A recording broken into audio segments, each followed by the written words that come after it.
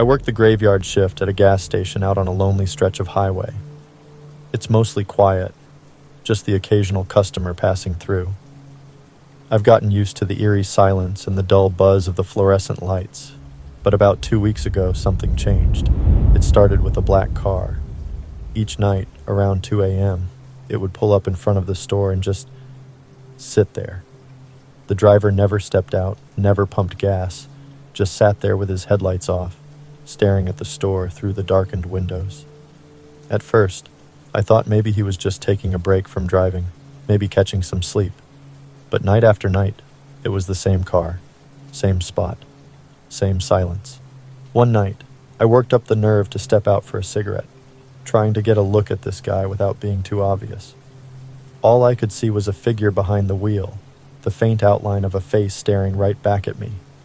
When our eyes met, a chill ran down my spine, and I immediately went back inside, locking the door behind me. I tried to shake it off as paranoia. Maybe he was harmless. Maybe he just liked people watching. Then last Tuesday, around 2:15 a.m., the car didn't show up. I felt a strange sense of relief, but also something else, something unsettled, like when you're expecting bad news and it hasn't come yet.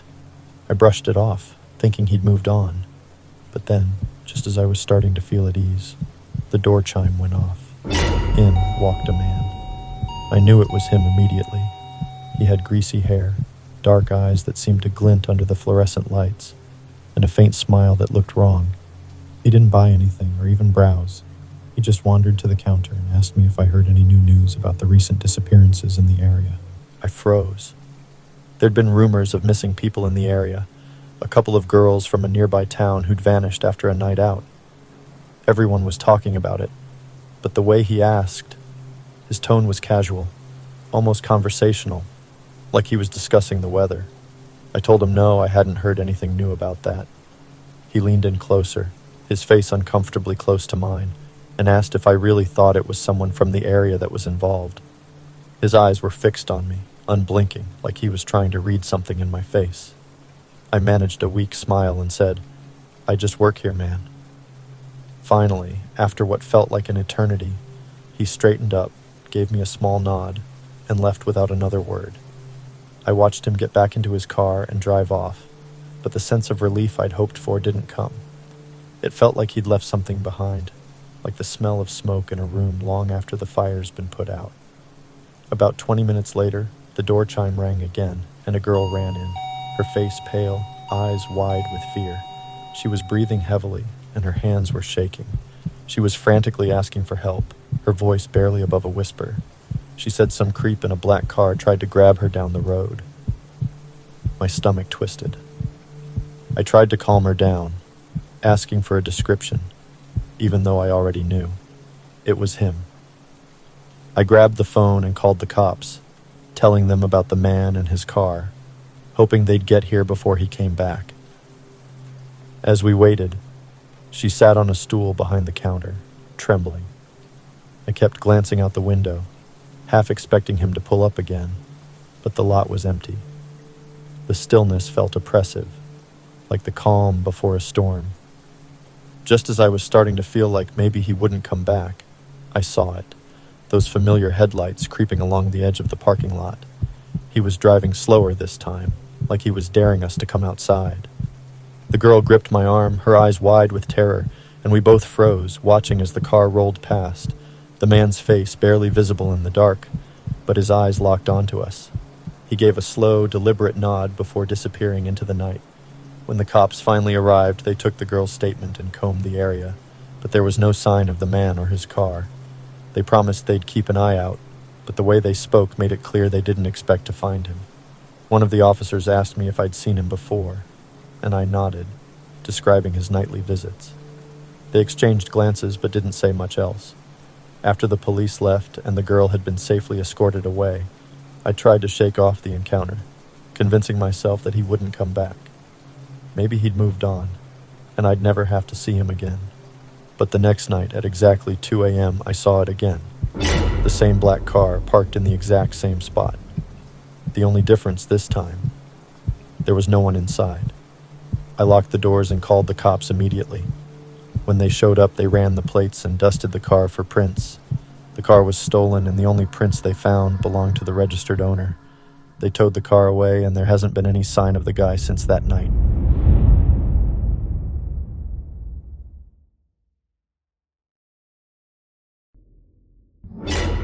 This happened to me about a year ago. It was late summer, and I was driving back from visiting a friend who lived about 3 hours away. I had taken a different route back to avoid highway traffic, which in hindsight was probably a bad idea. The back roads were pretty isolated, just long stretches of empty road with fields on either side, and not much else. About halfway home, my car started making this weird rattling noise. I tried to ignore it at first, hoping it would stop, but after a few minutes it got louder. Then, out of nowhere, my engine just cut off. The dashboard lit up like a Christmas tree, and I had no choice but to pull over to the side of the road. I tried starting the car again, but it wouldn't turn over. I checked my phone, and of course I had no signal.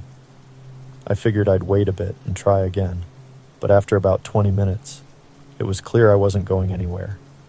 I was stuck in the middle of nowhere, and it was starting to get dark. As I sat there, trying to figure out what to do, I noticed headlights in the distance.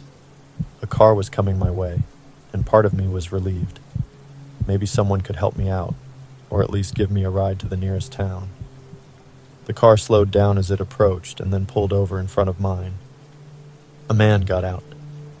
He was probably in his mid-40s, scruffy looking, wearing an old baseball cap and a dirty jacket. He seemed a little rough around the edges, but I was desperate, so I didn't care. He walked up to my window, and I rolled it down just a crack. He asked if I was having car trouble, and I said, yeah, it just died on me. He nodded and asked if he could take a look. I hesitated for a second, but then figured, why not? I didn't have any other options.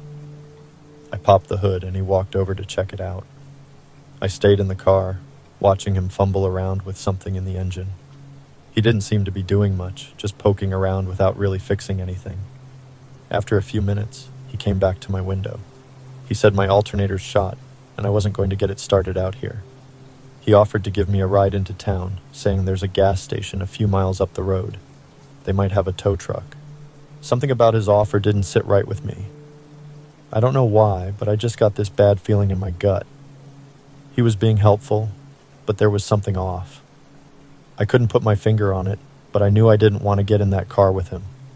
I told him thanks, but I was going to wait a bit and see if my phone got a signal. He didn't leave. He just stood there for a moment, staring at me through the window. The way he looked at me, it was like he was sizing me up. I felt my heart rate pick up, and I tried to avoid eye contact. He asked if I was sure and said it'll be dark soon. He also said it wasn't safe to be out here in the dark. That bad feeling in my gut grew stronger. I forced a smile and said, yeah, I'm good. Thanks, though. He didn't say anything for a few seconds, just kept standing there, staring at me. Finally, he shrugged and started walking back to his car. I watched him get in, and for a moment, I thought that was it. He was leaving. But instead of driving off, he just sat there. I watched his car in my rearview mirror, waiting for him to leave, but he didn't. He just stayed parked in front of me, engine running. At this point, I was getting really scared. Why wasn't he leaving? I tried my phone again. Still no signal. My mind was racing, trying to figure out what to do. After what felt like forever, his car door opened again, and he got out. My stomach dropped. He started walking back toward my car, and I panicked. I locked my doors and grabbed my keys, holding them tight in my hand like they were going to do anything. He walked up to my window again, this time looking more serious. Look, he said, leaning in close. I don't think you understand. You're not safe out here. My heart was pounding. I didn't know what to say or do. I just stared straight ahead, refusing to look at him. Then, out of nowhere, another set of headlights appeared in the distance. Another car was coming down the road, and I've never felt so relieved in my life. The guy must have noticed too, because he backed away from my window and quickly walked back to his car. He didn't say anything else, just got in and drove off, speeding down the road before the other car even got close. I waited until the new car passed by before I finally let out a breath I didn't realize I was holding. My hands were shaking, and I sat there for a while, trying to calm down. Eventually, I was able to start my car again, and I got the hell out of there. I still don't know what that guy's intentions were, but I'm just glad I trusted my instincts and didn't get in the car with him. I don't know what would have happened if that second car hadn't come along, but I don't want to think about it.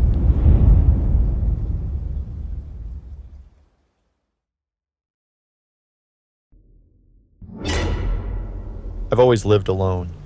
It's something I've gotten used to over the years, but I'm not going to lie. Sometimes it's unnerving. But that's just part of it, right?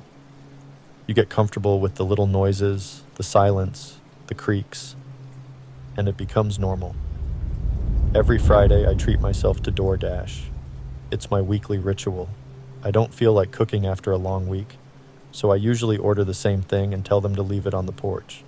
No fuss, no interaction, just food waiting for me when I hear the doorbell. Last Friday, though, things went differently. I ordered like I always do. Same place, same instructions. Leave it on the porch. But when I checked the app, I noticed the driver's name was one I hadn't seen before. It was a female name, which seemed normal enough. But when the delivery arrived, it wasn't a woman. It was a guy. At first, I didn't think much of it. People share accounts all the time, right? But then my phone buzzed, and I saw it was the delivery driver calling me. I answered, expecting something simple like, "Hey, I'm here." But instead, he said, "You need to come outside to get your food." That was weird.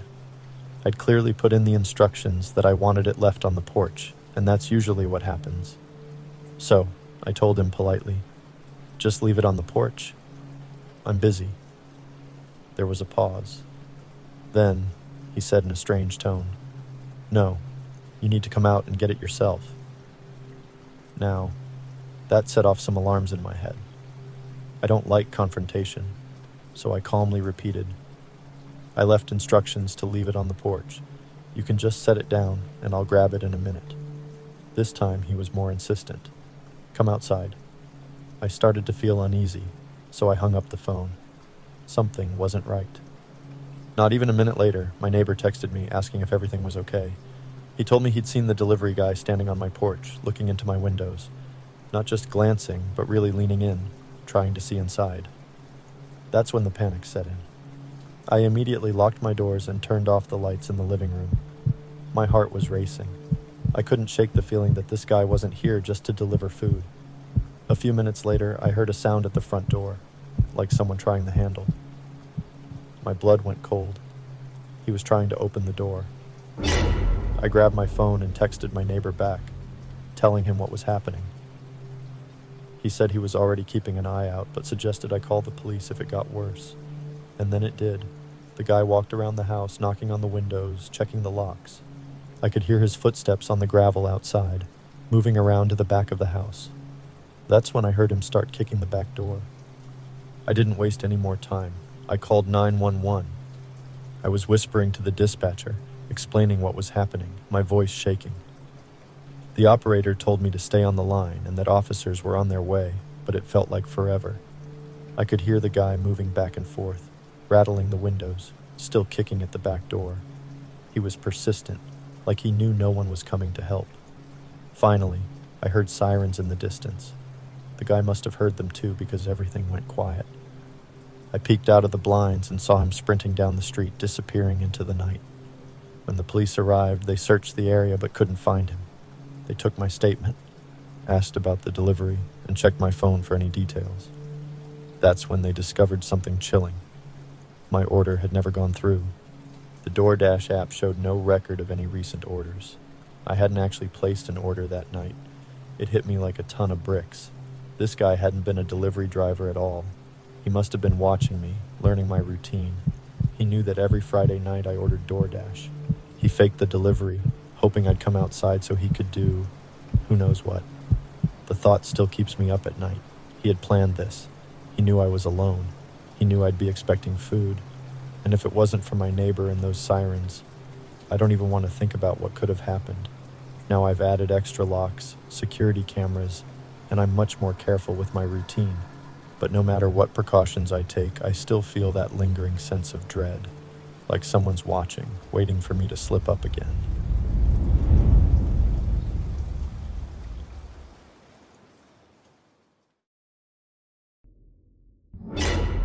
I work for a major communications company in Detroit. Not the outskirts like in the city. Downtown and all around, including the shittiest of the shitty areas. As you can imagine, some of the things I see on a daily basis are mind-blowing.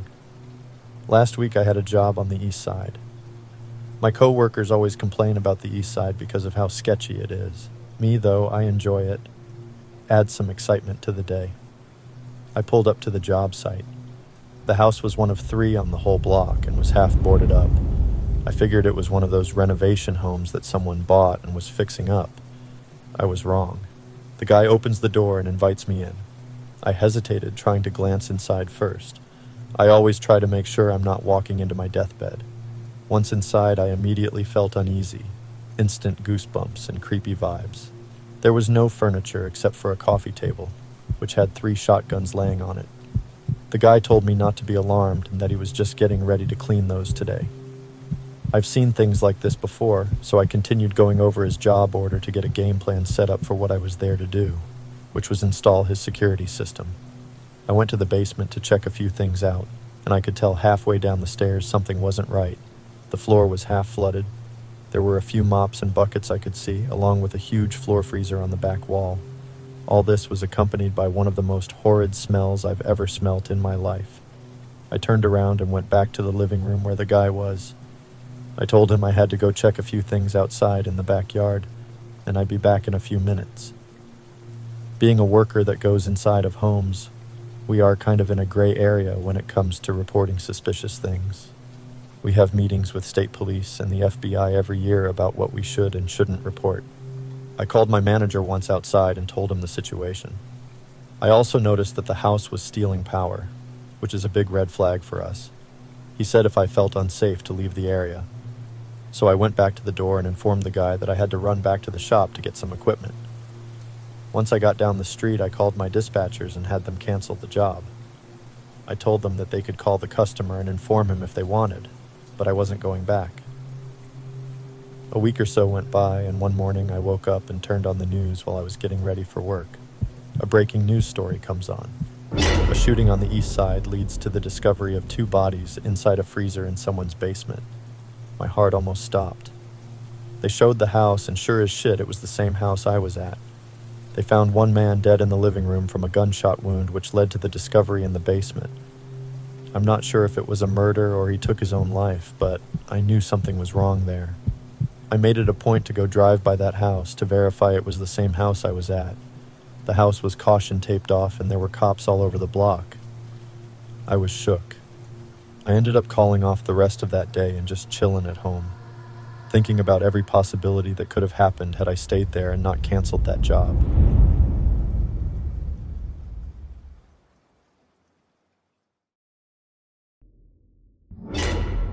This happened last week, when I met my friend for a quick lunch. She was getting a new phone from a store close by afterwards. It had been a few weeks since we hung out, so we caught up a little and shared some gossip. I ended up buying her lunch and told her make sure she texts me with her new number. Later that evening, I was relaxing on the couch with a book and I got a text. It says, "Hey." I responded with, "Hey, is this your new number?" assuming it was my friend. "No," they replied. I asked who was this. A few minutes went by before they responded with this text. "Don't worry about who I am, but I have some photos for you." This was starting to get weird, I thought. Just then, I hear the airdrop sound and a request pops up on my phone. I accept the photos, and what I started to see was very disturbing. Photos of me doing my daily activities, running, walking, shopping, getting out of the shower. Like, what the hell is happening? The most recent photo was of me reading my book on the couch, like from right now. I got up and looked out the window, the rain making it hard to see if anyone or any strange cars were out there. Panicking, my phone rings. It's the same number from the text, so I answered it. "Who the hell is this?" "If this is a joke, you can stop now," I said. "It's no joke. I'm coming for you," he said. My heart pounded. I hung up. I immediately called the cops and explained to them what was happening. They said I should leave the house, go to a neighbor's since an airdrop request has to be somewhat close in proximity. The cops pulled up and began to search my house. As soon as they entered, a man ran up from the basement and out the back door. They chased him and tackled him in the backyard. He got arrested for breaking and entering and aggravated stalking. The police said he had a prior stalking charge on his record. They showed me a photo of him, and I had never seen him before. I keep all my blinds closed now when I'm home. I had a security system installed to try to feel somewhat normal again. I just can't get the thoughts out of my head of what that guy's intentions were with me. I'm now in the process of trying to relocate.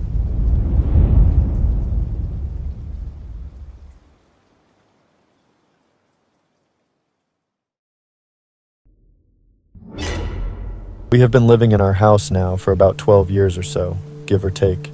Myself, my husband, and our daughter. I am a registered nurse and work crazy hours. This becomes important later on. It's a nice little neighborhood on a busy street. It's a cut-through from two different main streets with a Farmer Jack and McDonald's at the end of the street, so it's just busy. Busier than we thought it would have been. The neighbors are civil. Some older, some younger. Some we still haven't even talked to yet. But the neighbor to our west, her and her husband are some characters. We haven't gotten along since day one. It's always a problem with her. Like petty shit, too. Clearly they're on drugs and or sell drugs. There's constant traffic over there. A lot of times people just go to her mailbox and grab something and leave. Their daughter comes and goes as well. Between fights with her boyfriend and screaming matches with her parents, it gets loud at times. We've butted heads numerous times. Even had to put up a privacy fence so we could try to enjoy hanging out in the backyard in the summers. She's always yelling at us to shut the dog up, but it's okay for hers to bark at all hours of the night. So last week, my daughter was off to school, and husband was at work. I had my coffee and hopped in the shower to get ready for work. After a few minutes, I hear someone pounding on the front door. At first, I didn't think much of it. The UPS man always knocked like the police and scared the shit out of me every time he delivered packages, which I was expecting that morning. The pounding on the door became very persistent, like I knew it wasn't a delivery now. I got out of the shower, threw on a towel with soap all over me and shampoo in my hair still. I get to the door and it's my crazy neighbor, pounding on my front window screaming, "Help, I need help, please help me." I opened the door and said, "What the fuck? I'm in the shower, what's wrong?" She said, "My husband isn't breathing, and I know you're a nurse, please help me." So I threw my robe on and ran next door, towel still on my head. Her husband lay there unresponsive. She had already called 911, so I began giving him CPR until they arrived. They took over. They were unable to revive him. He did have respiratory issues, but my neighbor said he was up a few hours ago. Then she went to wake him for breakfast and got no response. As a nurse, I knew as soon as I saw him that he'd passed some time ago. Fluids were draining from his body, but I tried like hell for her. We cried and hugged for hours. She thanked me for everything I did. It's been hard seeing her. She's devastated. I'm also traumatized even though I deal with these types of situations every day. This one hit different.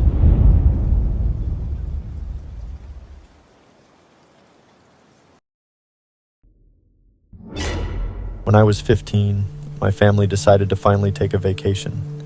We didn't travel much, so getting away felt exciting. We chose a place nearby yet remote, a large lake in the mountains. The drive there was peaceful, and the cabin we rented was cozy and quiet. My dad couldn't join us right away because of work, but he'd planned to come later. The first full day, we went down to the lake to swim. The water was crystal clear, and the scenery was amazing. The next day, my uncle took us to a secluded spot he'd found while paddleboarding. He said it had the best cliffs for jumping into the water. We paddled to a cove that could only be reached by water, with tall rocks surrounding it. We spent hours climbing and jumping off those cliffs. It was a thrill, leaping into the cold, deep water. One massive rock stood far out in the lake, bigger and taller than the rest. None of us dared to swim to it, but we all stared at it, wondering what it'd be like to jump from there. Later that day, my dad finally arrived. We told him about our cliff-jumping adventure, and he seemed eager to check it out himself. Everyone else was too tired, so it was just the two of us. Without a paddleboard, we'd have to swim from one rock to the next. At first, it was fun. Swim, climb, jump, repeat. Then my dad suggested we go to the big rock out in the lake. I didn't want to, but I didn't want to seem scared either, so I agreed. The swim felt endless. I've always been a strong swimmer, but something about that stretch felt different. The water seemed colder and heavier, almost pulling at me. When we finally reached the rock, its jagged edges made climbing tough. My dad boosted me up first, then followed. Standing on top, the rock felt enormous. It towered over the water, and everything below looked so far away. My dad jumped first. I watched him fall for what felt like forever before he hit the water with a loud slap. Then, nothing. He didn't come back up right away. Seconds passed, and my chest tightened with panic. Finally, he surfaced, gasping for air. His face was pale, and he looked shaken. When I asked if he was okay, he just forced a weak smile and laughed nervously. Big jump, huh? But there was something off about him, his eyes, his tone. He insisted I jump too. Reluctantly, I did. The fall wasn't as bad as I thought, but the water, it felt strange, heavy, cold, almost alive. When I came up, my dad was already swimming back to shore. He didn't say a word, but his frantic pace made me follow without question. Back at the beach, my dad pulled my mom and grandparents aside. They talked in hushed tones, their faces growing serious. A few minutes later, I heard sirens. Police and an ambulance showed up, heading toward the water. We stayed for the rest of the trip, but my dad didn't mention the rock again. 2 years later, I overheard him telling someone what he'd seen beneath the surface of that big rock. A body. Bloated, lifeless, floating in the shadows below. He refuses to talk about it to this day. We've never gone back to that lake, and we never will.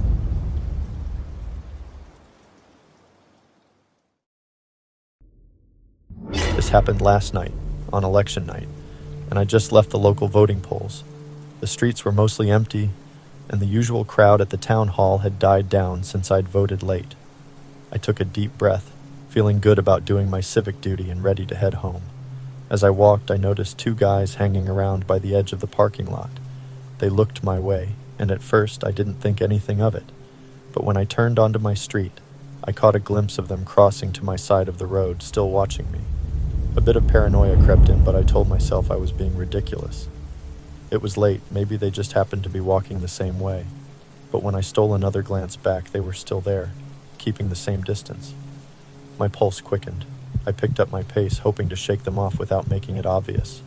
I didn't want to come across as paranoid or rude, but every fiber of my being screamed that something was wrong. I could hear their footsteps echoing mine, too close for comfort. They didn't look away when I glanced back, just stared, expressionless. Finally, my house came into view. I sped up and practically sprinted up the driveway, fumbling with my keys until I finally managed to get inside and slam the door shut. I locked it immediately and double-checked the other doors and windows, pulling down the blinds just to feel secure. I stood there, catching my breath, trying to brush it off. I peered out the living room window, just enough to see the 2 men. They were strolling slowly down my street, but as they passed my house, one of them tilted his head, glancing right at me through the small gap in the blinds. His gaze lingered for a second, and then he looked away, continuing down the sidewalk like they hadn't just scared the hell out of me. After a few minutes, they were gone. I exhaled and laughed a little, feeling a bit silly for getting so worked up. They probably lived nearby and were just heading home. I closed the blinds fully and went about my evening, deciding to let it go. But about half an hour later, my doorbell rang. I froze, my heart thudding in my chest. It was nearly midnight. Who could possibly be at my door? I tiptoed over to the peephole, praying it was just a lost delivery driver or a neighbor. But when I looked, my stomach dropped. The same 2 men were standing on my porch. They weren't knocking, just standing there, waiting. One of them glanced up at the doorbell camera, his face blank, as if he knew I was watching. The other had his hands shoved into his pockets, looking relaxed, almost casual. They didn't say anything or make any gestures. They just stood there. My mind raced. Should I call the police? Tell them to leave? My phone was right in my hand, but something kept me from calling. It felt like acknowledging them would only make it worse, like they were waiting for any reaction. After what felt like an eternity, they turned and walked away, disappearing down the driveway and out of sight. I waited a good 10 minutes, not daring to move or make a sound. When I finally felt calm enough to check, they were gone, and the street was empty. I went around the house, checking the doors and windows one more time. I told myself it was over, that they'd given up and left.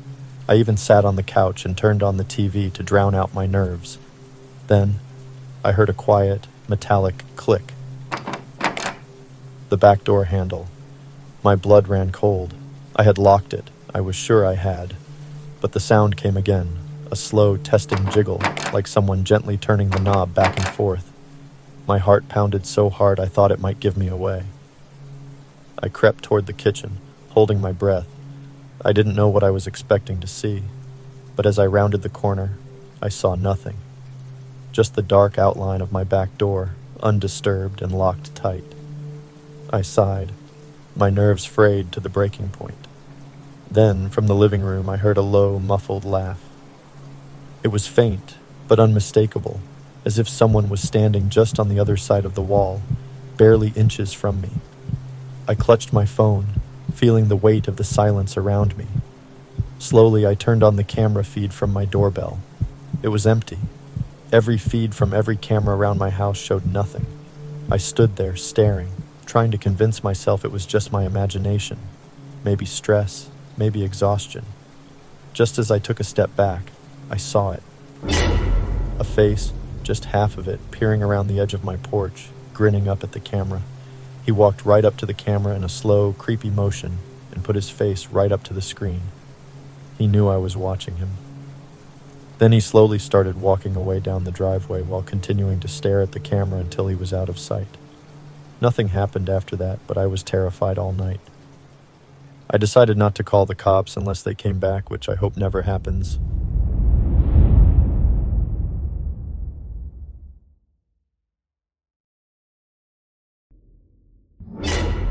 I am writing this to inform others of one of the most horrible and scary experiences I have ever encountered yesterday. For context, I'm a 29-year-old female, and I had just left the gym. It started at Kroger. I made a stop to do my weekly grocery shopping. A few minutes in, I noticed a gentleman, white, light brown hair, about 45 to 50 years old maybe, medium build.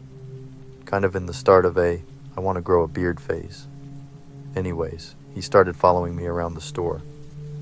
He appeared in every aisle. He would look at things, then set them down, step down the next aisle, and so on as I went on shopping. I acted like I forgot something and hurried back to the other end of the store, and of course, there he was again. I turned around and he was gone, vanished. I finished up and went to check out thinking he was gone, or maybe someone spooked him away. But when I got to my vehicle, there he was, parked in the lane across from me, watching me load my groceries up. He was in a white-looking minivan, no back seats, cage bars behind driver's seat and across all the windows. Like, what a creeper van. At this point, I'm figuring there's way too many people out here for him to try anything. Then he left. He went and sat in the back of the bank parking lot next door. I was watching him as I put my cart away. When I pulled out of the parking lot, he pulled out behind me.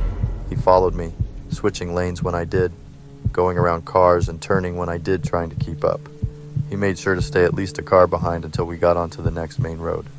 I changed my plans and headed towards the police station. He followed me all the way until I pulled into the parking lot. He sat there and watched me walk all the way up to the door. Then he sped off. The police say because I didn't get a plate number and he didn't harm me, they can't do anything. They said they'd look at their security footage to see if he got close to their cameras, but we were sure he wasn't that stupid. When I got home, I posted the story in a Facebook group for my city. I wanted to let everyone know and put the description of him and his van out there. It didn't take 5 minutes before people started replying. saying that they had similar issues with this same guy just a few days ago. You can never be too cautious nowadays. It's sad that we can't do everyday activities without being terrified of what or who is out there.